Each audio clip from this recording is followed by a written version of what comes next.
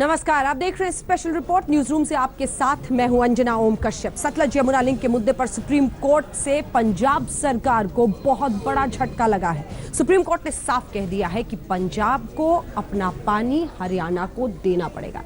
इतनी तलमला गई इससे पंजाब सरकार कि उन्होंने बाकायदा कैबिनेट में विरोध प्रस्ताव पारित कर दिया। इसी के साथ 16 नवंबर को विशेष सत्र भी विधानसभा का बुला लिया है इस फैसले का, सुप्रीम कोर्ट के फैसले का विरोध करने के लिए।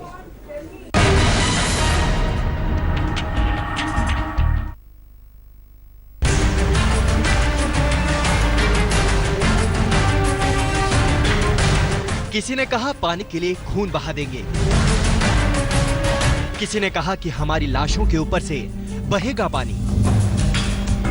पानी नहीं, कुर्बानी देंगे और हमारी लाशों पे पानी जा सकता है, अदरवाइज पानी नहीं जाने देंगे। सुप्रीम कोर्ट के फैसले के पहले पंजाब की ओर से भड़काऊ बयानों की झड़ी लग गई, मगर देश की सबसे बड़ी अदालत ने सतलज यमुना लिंक विवाद में पंजाब सरकार को बड़ा झटका दे दिया। पानी तो बिना मेरे ख्याल जब पंजाब का पानी ना हो तो देश भी भुखा मर जाए।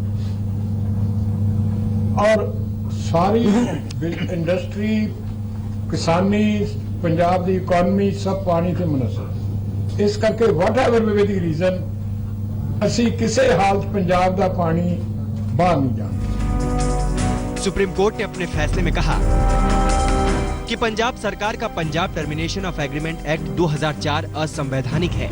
पंजाब ने एक तरफा कानून बनाया। एक तरफा कानून बनाकर जल बंटवारे का समझौता रद्द करने का अधिकार नहीं। सतलुज यमुना लिंक नहर बनेगी। पंजाब में जल्द ही चुनाव होने हैं।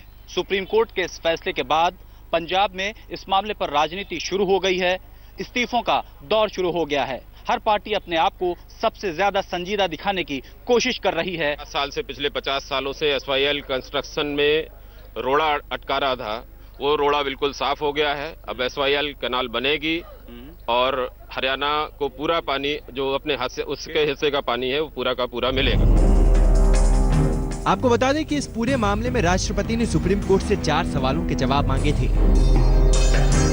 क्या पंजाब का Punjab termination of agreement act 2004 संवैधानिक है? क्या ये act interstate water dispute act 1956 और पंजाब रीऑर्गेनाइजेशन एक्ट 1966 के तहत सही है?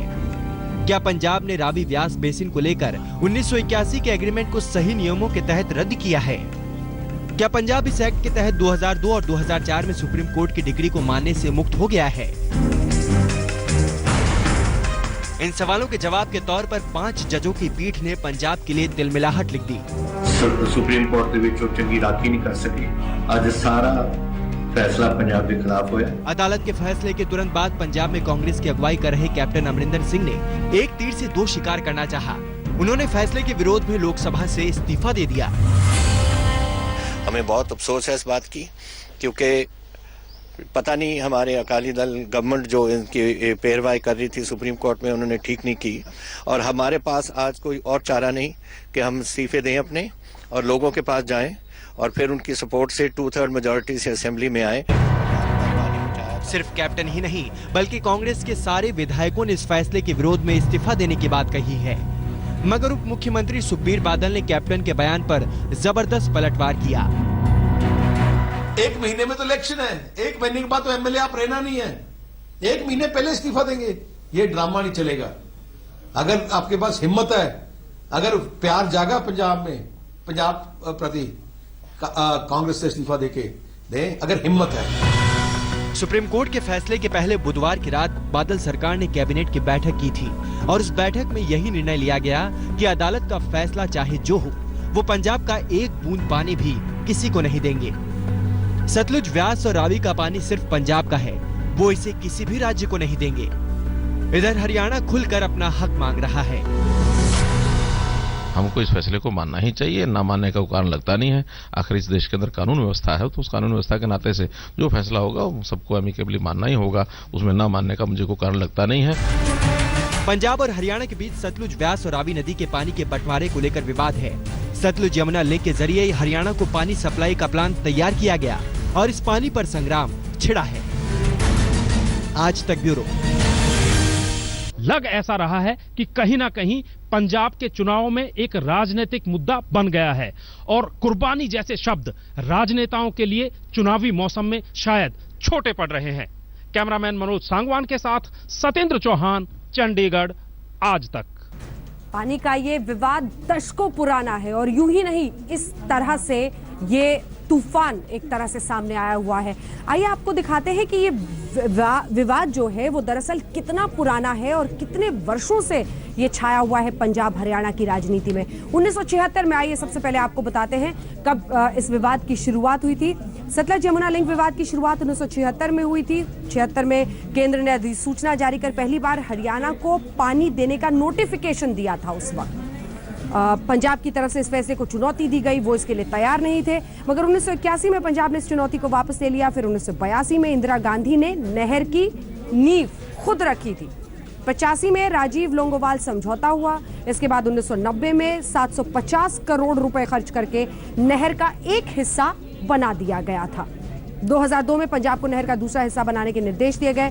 2004 में फिर Punjab termination of agreement act पास हुआ, जो राष्ट्रपति ने मुद्दा सुप्रीम कोर्ट में संविधान बेंच के पास उस वक्त भेज दिया था। हरियाणा की हुड्डा सरकार ने इस मामले में जल्द सुनवाई की अपील की। उधर पंजाब सरकार, उसने दलील दी कि पंजाब में पानी की कमी है। पंजाब ने हरियाणा को पानी देने से इनकार कर दिया। यही लड़ाई की वजह बनी और नहर के लिए जो जमीन किसानों से ली गई थी उन्हें लौटाने का फैसला किया गया। इस पर हरियाणा सरकार ने दलील दी कि पंजाब का कदम संघीय ढांचे पर प्रहार है। ये विवाद लगातार चल रहा था, जिस पर आज सुप्रीम कोर्ट ने अंतिम मुहर एक तरह से लगाई है और सुप्रीम कोर्ट ने लगभग साफ कर दिया है। अब आइए आपको दिखाते हैं किस तरह से इस पर सियासत हो रही है। बयानबाजी का दौर है। कैप्टन अमरिंदर सिंह ने लोकसभा से इस पर इस्तीफा दे दिया है। इधर प्रकाश सिंह बादल से हमारे सहयोगी ने बात की है। वो कह रहे हैं ये कैप्टन अमरिंदर का ड्रामा है, लेकिन खुद क्या कर रहे हैं, कैसे 16 नवंबर को बुला रहे हैं विशेष सत्र विरोध इस फैसले का करने के लिए, सुन। पंजाब कैबिनेट ने सुप्रीम कोर्ट के फैसले को ना मानने का फैसला किया है। बात करने के लिए हमारे साथ मौजूद हैं पंजाब के मुख्यमंत्री प्रकाश सिंह बादल। बादल साहब, सुप्रीम कोर्ट ने कहा है कि पंजाब ने एक तरफा फैसला किया था, हरियाणा को पानी देना पड़ेगा, तो पानी देने में क्यों आपत्ति, क्यों नहीं देना चाहते पानी आप? देखिए, पंजाब के पास अगर नेचुरल रिसोर्स कोई है तो पानी है। ये किसी सरकार ने नहीं दिया, ये कुदरत ने दिया हमें पानी। क्योंकि कुदरत एक ऐसी चीज है, हर एक स्टेट को, जैसे राजस्थान को पत्थर दिया है, किसी को कोयला दिया है, किसी को लोहा दिया है। तो समझौता हुआ ना बादल साहब कि हरियाणा को पानी देना पड़ेगा। इंदिरा गांधी ने किया था ये। इंदिरा गांधी ने जबरदस्ती, उस वक्त जो चीफ मिनिस्टर दरबारा सिंह थे उनको डरा कर इस्तीफा दो, नहीं इस पे साइन करो। लेकिन सुप्रीम कोर्ट ने भी कह दिया अब तो। भाई कोई कह दे, हमें अपने राइट्स के लिए लड़ना, हमारी किसी से मुखालफत नहीं है, ना हरियाणा से है ना किसी और से है। पर सुप्रीम कोर्ट के निर्णय को तो आप कैसे वो कर सकते हैं? भाई सुप्रीम कोर्ट का निर्णय क्या है? They have to give the advice to the president. हम पहले कह चुके, पहले भी ये लड़ाई हो चुकी है पानी के मसले में, और इन्होंने नहर खुदाई की, हमने पानी नहीं जाने देती है, एजिटेशन। हमारे पास कोई चीज पानी के बगैर है नहीं। पंजाब डेथ नेल टू, अगर पंजाब का पानी जाएगा तो इसका समझ लो पंजाब की मौत हो जाएगी। किसानी गई, इंडस्ट्री गई, कि पानी से खेती होती है, खेती से शहर चलते हैं, टेक्सटाइल मिलें चलती हैं, सारी इकानमी पानी के पास। लेकिन करेंगे क्या? सुप्रीम कोर्ट ने तो कह दिया है। कहेंगे हम एजिटेशन करेंगे। कई दफा कोई बात होती है, इंसाफ नहीं मिलता, तो उसके लिए आदमी लड़ता है। पार्टी हमारी जो शिरोमणि अकाली दल है, वो देश के लिए भी लड़ती रही है, अपने लिए भी लड़ती रही है इमरजेंसी में। लेकिन पानी नहीं देंगे आप, कुछ भी हो जाए। पानी ना हमारे पास है, ना हम देंगे, अल्टीमेटली यही बात। और ये कांग्रेस ने, इंदिरा गांधी ने ये गलत फैसला किया, उनको कोई इख्तियारात नहीं थे। और उसके बाद डिगिंग भी कैनाल की उसने कही, शी वाज अगेंस्ट पंजाब। लेकिन बादल साहब, अब तो सुप्रीम कोर्ट ने कह दिया ना, उसमें क्या? कोई कह दे हम पानी नहीं देंगे। अच्छा बादल साहब, अमरिंदर सिंह और बाकी लोगों ने इस्तीफा दे दिया है, सांसद से, विधायकों से। उन्होंने कहा कि हम पंजाब के लिए लड़ने वाले लोग हैं, हम लड़ेंगे। कभी ना अमरिंदर सिंह लड़ा है, ना कांग्रेस लड़ी है। कभी देखो, कभी किसी इमरजेंसी थी या पंजाब के हक थी। इनका ये ड्रामा है, और ये चाहते हैं, फर्ज करो उनके कहने से हम भी इस्तीफा दे दें, what will happen, governor rule हो जाएगा, फिर तो सरकार, फिर किस आसान है। जब तक श्रोमणी अकाली दल और भारतीय जनता पार्टी की सरकार है, हम बिल्कुल कुछ नहीं करने देते। बादल साहब, आपकी सहयोगी पार्टी की सरकार है हरियाणा में। मनोहर लाल खट्टर ने कहा है कि सबको सम्मान करना चाहिए सुप्रीम कोर्ट के फैसले का और हरियाणा का जो है उसको देना चाहिए। देखो खट्टर साहब हमारे भाई हैं, हम किसी के खिलाफ नहीं है, हम तो अपने हक के लिए लड़ रहे हैं। हर इंसान जो है अपने हक के लिए लड़ता है। वो कह रहे हैं हमारा हक है पानी पे, हमारा हक मिलना चाहिए। उनका कोई हक नहीं है। रिपेरियन देखो, हमारे साथ पंजाब के साथ सारी जिंदगी बेइंसाफी हुई है। पंजाब ने देश के लिए कुर्बानियां की हैं शुरू से ही, इवन बिफोर इंडिपेंडेंस और आफ्टर इंडिपेंडेंस। जो आज़ादी मिली है 80% हमने कुर्बानी की है और देश को खुराक देते हैं। पंजाब तो इतना करता है कि पंजाब इसलिए कि सिर्फ पानी है हमारा। बादल साहब, जब भी चुनाव सर पर होते हैं, आखिरी सवाल है ये, पंजाब चुनाव सर पर होते हैं, SYL का मुद्दा सामने आ जाता है और लोग राजनीतिक पार्टी इसको आगे लेके चलती है चुनाव में। क्या यही एक फैक्टर है कि इसको बुलाना चाहते हैं? देखिए, हमने तो नहीं लाया ये, तो अब स्टेज ऐसी आ गई। अगर 6 महीने पहले होते, साल पहले होते तो भी स्टेज होनी थी।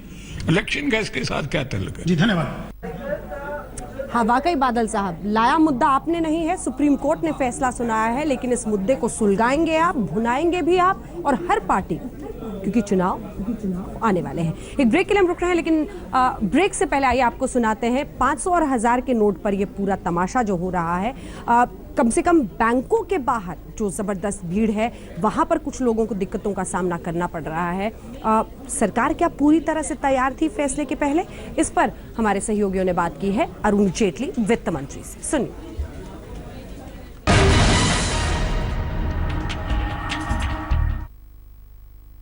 नमस्कार, मैं हूं श्वेता सिंह, रीमा पराशर मेरे साथ हैं और दरअसल हम दोनों यहां पर इसलिए बैठे हैं क्योंकि आप सबके मन में जो सवाल हैं वो हम वित्त मंत्री के सामने रख सकें। अरुण जेटली हमारे साथ हैं।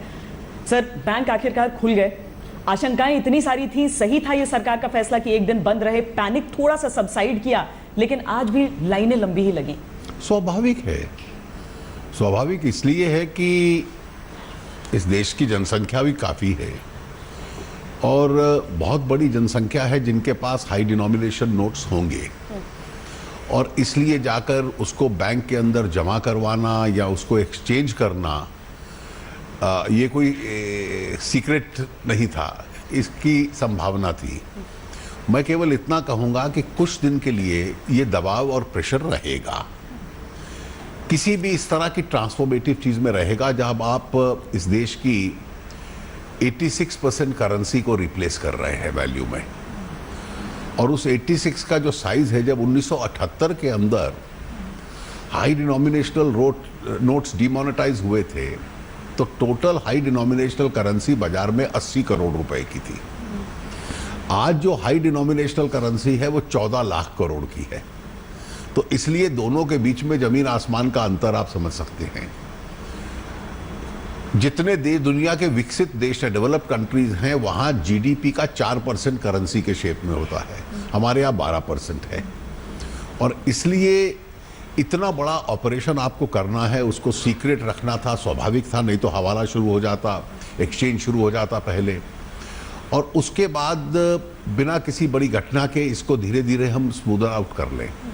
अब उसकी जो रिप्लेसमेंट करेंसी आएगी वो देश के 1.25 लाख बैंकों तक पहुंचाना, लाखों डाकघरों तक पहुंचाना, बिजनेस कॉरेस्पॉन्डेंट्स तक पहुंचाना, उसको पर्याप्त मात्रा में रिप्लेसमेंट करेंसी को वहां पहुंचाना। ये भी होगा कि कई स्थानों पर ख़त्म हो गई, फिर उसको रिजर्व बैंक रिप्लेनिश करेगा, उसको दोबारा डालेगा।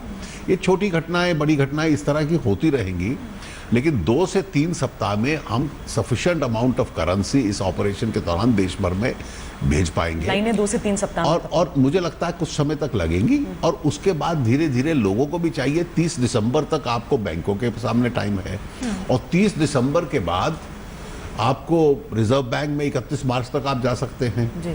और दूसरा, इसके साथ साथ ये आवश्यक नहीं है कि जिन व्यक्ति को जरूरी है वो एक्सचेंज करें, नहीं तो सारा कैश जो है अपने अकाउंट के अंदर डाल दें। बहुत सारी कॉल्स आपके पास भी आई होंगी, बहुत सारे लोग जिनके घर में आज शादी है, कल शादी है, या इस महीने के आखिर में शादी है, वो पैनिक में आ गए। देखिए, इस देश में कारण ढूंढ लेना कि ब्लैक मनी चले, बहुत क्षमता है। अरे किसान के लिए कर दो, हिंदू मंदिरों में क्या होगा, गुरुद्वारे में क्या होगा, वो तो भगवान का घर है, उनको तो कैश चलने दो।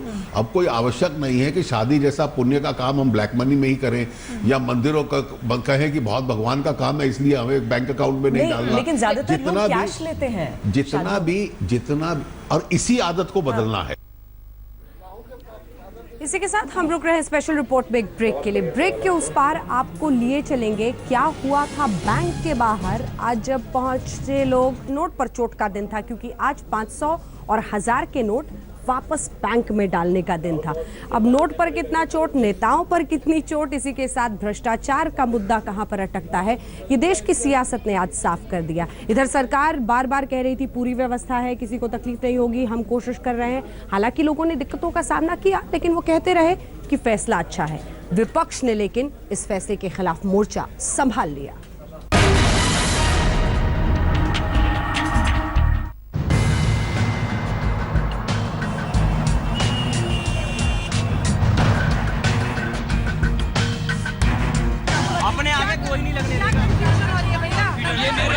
मेरे ऊपर उन्होंने स्लैब किया है, खाने के लिए पैसे नहीं है, बच्चे परेशान हैं।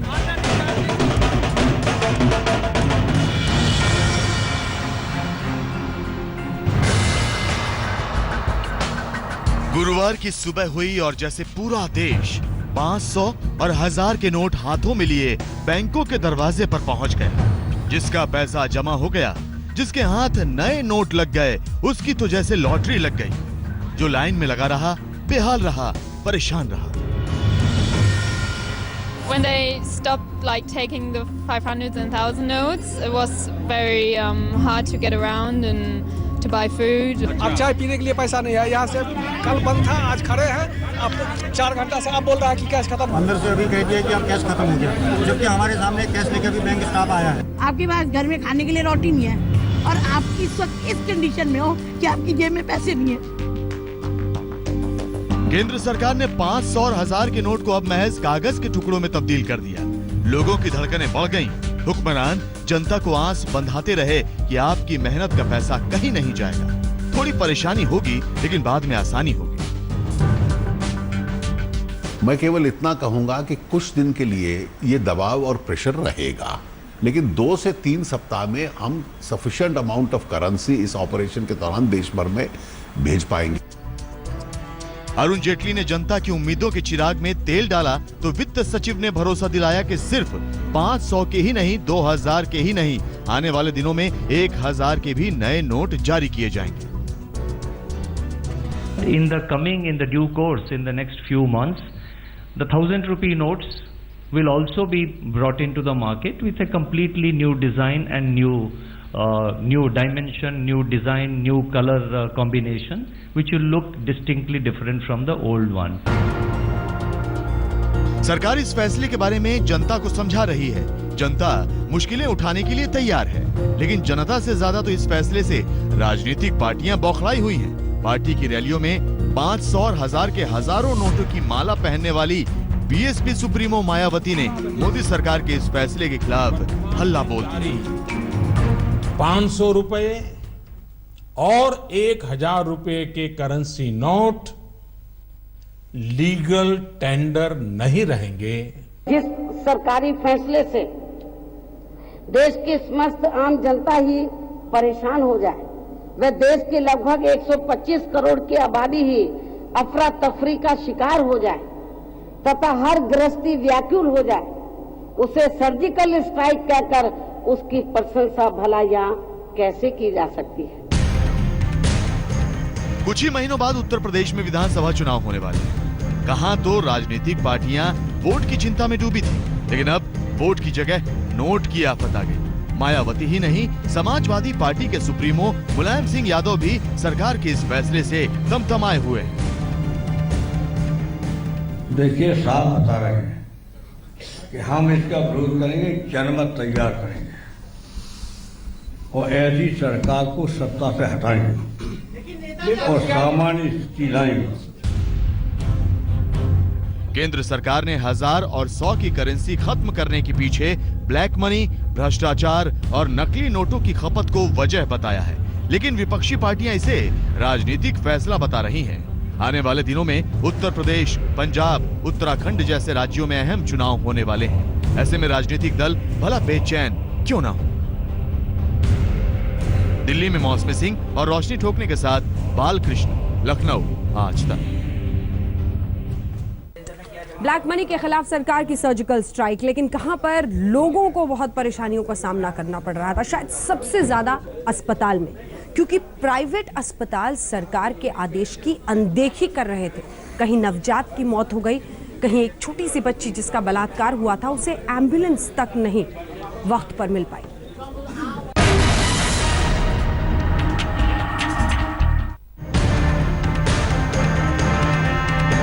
पटना के इस मशहूर अस्पताल के बाहर खड़े इन लोगों के पास नोटों की पूरी गड्डी है। भीतर इनके परिवार के शख्स धनु मेहता का शव पड़ा है। डेंगू के मरीज धनु मेहता की जान तो नहीं बची, लेकिन अस्पताल ने बिल बना दिया 1,38,000 रुपए का। परिजनों ने 50,000 रुपए तो चुका दिए, लेकिन बाकी 88,000 रुपए इनके पास 1000 और 500 रुपए की शक्ल में। 2 दिन पहले धानु मेहता को यहाँ पर भर्ती कराया गया था। अस्पताल वालों ने जो पूरा बिल बनाया था वो तकरीबन 1.5 लाख रुपए का था। 50,000 रुपए इन लोगों ने कल उनके परिवार वालों ने जमा कर दिया और आज तकरीबन 90,000 रुपए इनको और जमा करके बॉडी लेना है।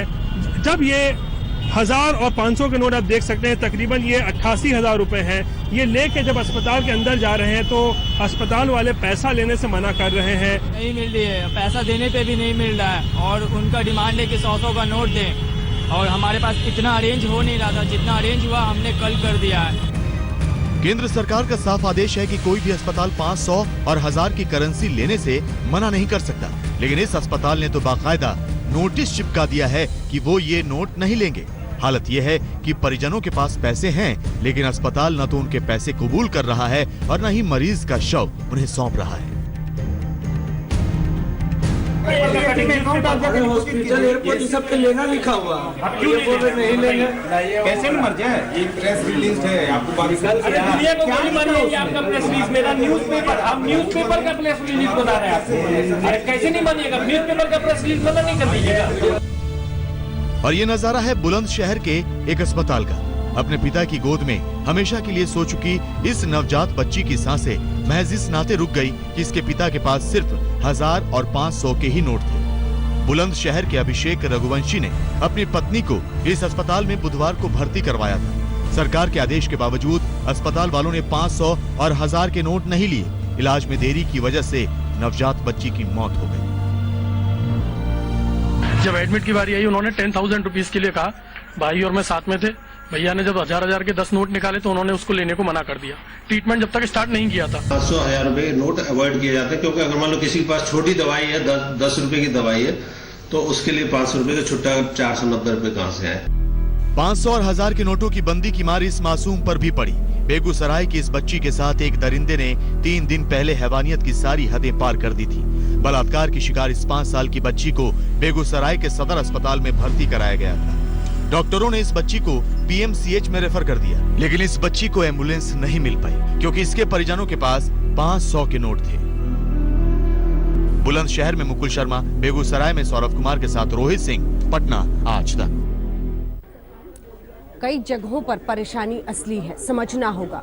कई जगह तो ये परेशानी सता रही है कि कैसे जाएगी बारात, कैसे पीले होंगे हाथ। जी हाँ, जिसके घर में शादी उसका रोना, जिनके घर में शादी ब्याह वहां पर सबसे ज्यादा दिक्कत। इंतजाम ही लोगों ने जो रुपए के किए थे वो 500 और 1000 के नोट किए थे। ऐसे में अब जब खर्च करने का वक्त आ रहा था तो वो 500 और 1000 हो गया बेकार। ऐसी ही परेशानियों का देश भर में जहां जहां जिनके घर में शादी है वो सामना कर रहे हैं। बैंकों के बाहर आज चक्कर लगा रहे थे।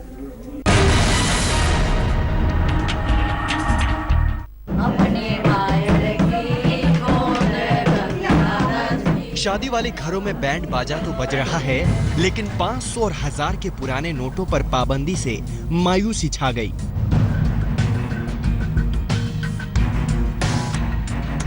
गाजियाबाद के गिरीश चंद के बेटे की शादी है। सारी तैयारियां हो चुकी थी,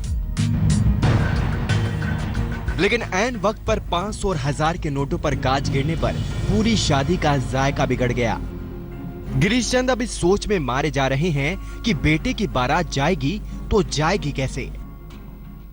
अब तो है ही नहीं जी, मैं अब तो उधारी लेना पड़ेगा, किसी से 100 रुपए लेने पड़ेंगे, किसी से 500 लेने पड़ेंगे, किसी से 1000। बस वाले को भी पेमेंट करना है मुझे, बाजे वाले को भी पेमेंट करना है, वो रिश्तेदारों को भी देखना है, बहू बेटियों को भी देना है पैसा, कोई व्यवस्था नहीं। दूल्हे के पिता की लाचारी का आलम यह है कि वो ब्लैक मार्केट तक का चक्कर लगाए और वहां से जो जवाब आया उससे तो उनके होश ही उड़ गए। सर मेरे पास 100 का नोट, 50 का नोट, 10 का नोट एक नहीं है। मैं सुबह से परेशान हूँ। मार्केट में गया मैं, जहाँ नोट नहीं मिलते हैं, उन्होंने ये कहा मेरे से कि 5 लाख रुपए के 3 लाख रुपए आपको दे सकते हैं, वो भी हमें व्यवस्था करके लानी पड़ेगी। सबसे ज्यादा हैरान परेशान वही हैं जिनके घरों में शादी का बैंड बाजा तो बजने लगा, लेकिन सवाल यही है कि बारात ले जाएं तो कैसे, या फिर बारातियों का स्वागत करें तो कैसे। गाजियाबाद से मयंक गौड़ के साथ राजेंद्र स्वामी, दिल्ली, आज तक। ऐसी खबर के साथ स्पेशल रिपोर्ट में न्यूज रूम से इतना ही, लेकिन देश दुनिया की बाकी खबरों के लिए आप देखते रहिए आज तक।